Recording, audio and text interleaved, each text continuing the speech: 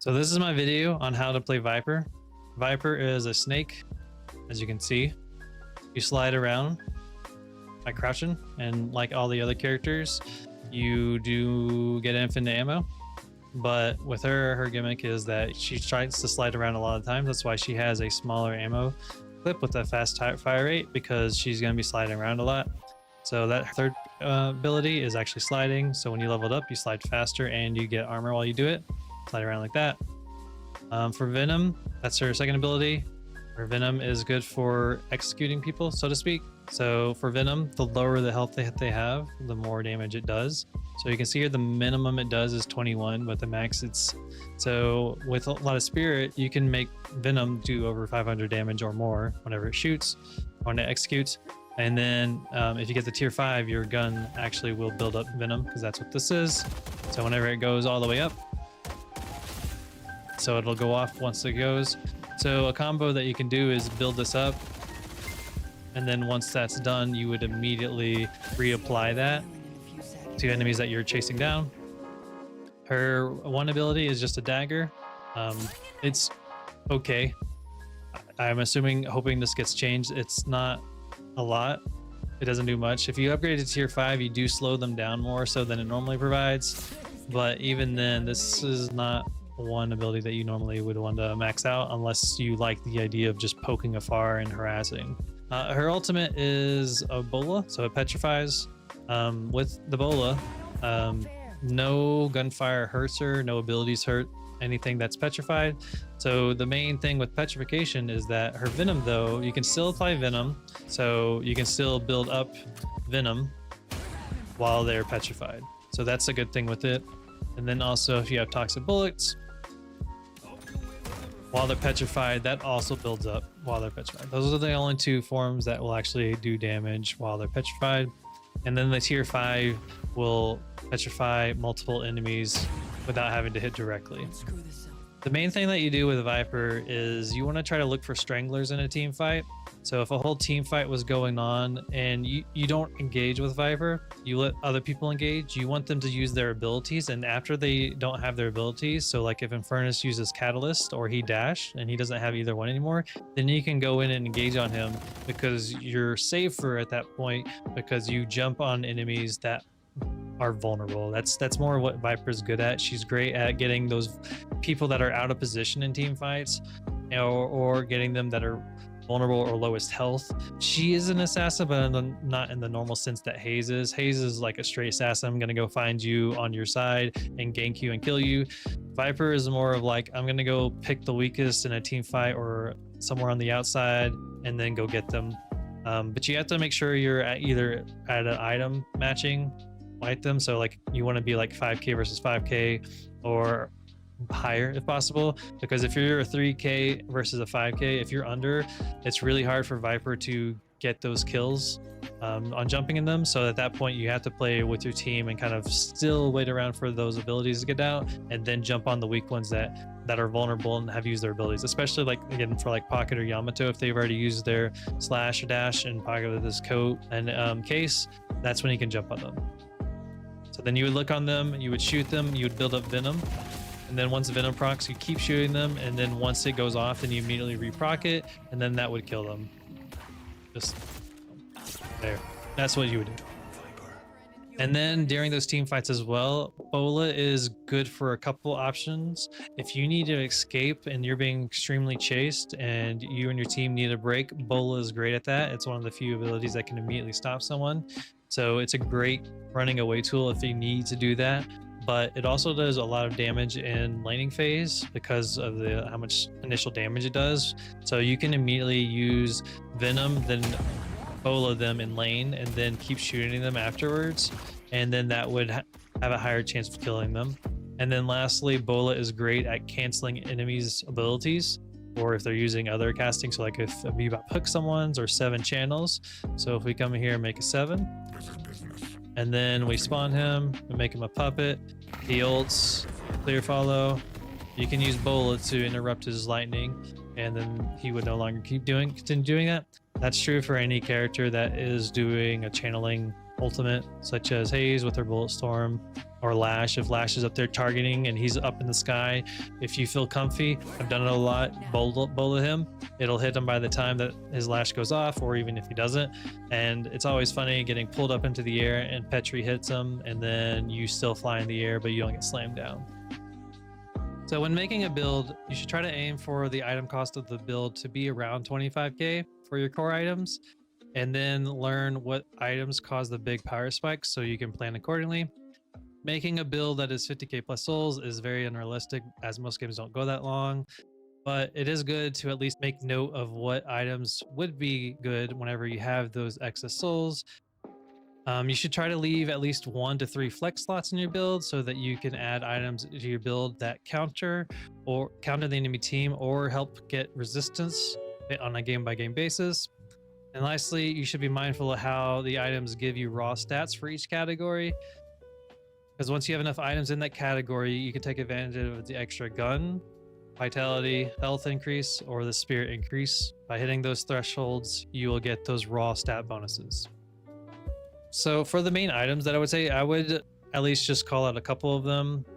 So I think for rapid fire, it's a perfect item. It builds into burst or swift striker, and it gives fire rate, which is always great. Close quarters is always a perfect item too, because it's a strong damage close range. And this is normally how you play Viper, being close range, and it builds into point blank, which is what I normally do most games. Monster rounds also could be good. It's a great item if you really enjoy pushing objectives, or if you're trying to farm minions in neutral camps. But if you really, I would mainly get it only if you're prioritizing getting objectives. For Resto Shot, I would say it's situationally good. It's not great on her, but it can be good if you need a little bit more sustain in lane. I don't really buy it for Viper, but I just want to call it out that it is an option if you really want to, if that's how you like playing her. Otherwise, I normally just go for extra regen or healing, right, if you really need it. For tier 2, Fleetfoot is wonderful. It's a perfect item for Viper. It gives slide distance, and any item that gives slide distance is fantastic. You can buy both this and burst fire, but I personally only normally go for one of them. Opening rounds is another great item. You get an extra 40% gun damage if they're over half health, which is great for a tier 2 item. And since Venom scales with the less HP they have, this is kind of a win-win since it gives spirit damage. Swift Strike is another great item because it's more fire rate and movement speed. Intensifying is a situational great item because it gives gun damage and a little extra ammo.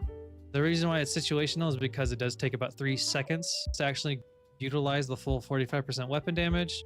Active Reload is another situational great item in my opinion, because it gives you extra fire rate, lifesteal. I don't normally buy Active Reload and Quicksilver because they will conflict with each other. Backstabber is another item for Viper, but only kind of during the laning phase and maybe mid game, because you're going to be running circles around them. It lowers their bullet resist too. Split Shot is a situational good item. The enemy team is really grouping together and you can't get ricochet. This can be good because you get extra weapon damage whenever you hit multiple people at the same time. And lastly, for tier 2, slowing bullets, situational good item. If enemies are running around and you can't catch up with them, you can use this to help slow them. On top of it, gives some fire rate. Burst fire is perfect. It's fire rate and distance. Your playstyle, if you can always get close range on them, because 15 meters is really close, it's a perfect item for Viper. But 15 meters is 15 meters. That's not a whole lot of room, but it's for what it offers. This is a perfect item for Viper. And then to counter or to go with that, Hunter's Aura, it also is 15 meters. If you want to get both, you can. But I would normally get Hunter's Aura more near the middle late game, because that's when more enemies will have more resistances. Escalating resistance is kind of good, depending on the enemy team. If there's a lot of gun characters and you need a little extra armor. And Hollow Point, this is a great item if, with a big if, you stay above 65 health, because that's really hard in my opinion, near middle to late game for Viper. But this is for what it offers, it's good. I think Toxic Bullets is great for the longer the fight goes. And if you're doing a 1v1 or a 2v2, normally you don't want to be having like a 15-second fight or more team fight, right? With Viper. All right, for tier 4, Lucky Shot is a perfect item for Viper as well. It's fantastic because that quarter of a percent chance that's gonna fire, it's gonna be worth it with her. Glass Cannon, it's a great item for the raw damage does, and if you're not dying a lot, the fire rate scaling is good too, stacking. But I personally don't think the 10% health is that much of a detriment to her, so I would still say that this is a good item. Ricochet is good as well because it gives the fire rate and also it helps clear minions and objectives. And then if you, with your tier 5 Venom, this will also spread. Spirit Overflow, I'll call out mainly just if you're using Spirit Hybrid Viper because it gives the extra spirit power with fire rate. And then I guess shout out to Shadow Weave because if you like being ambush sneaky snake, you can use this. For vitality items, I'll mainly talk about the specific items that I think are good for Viper. For Viper, I would really just get Sprint Boots. It's a great item. It gives you movement speed, which is always great. And for Viper, Viper does good for box runs because of her running.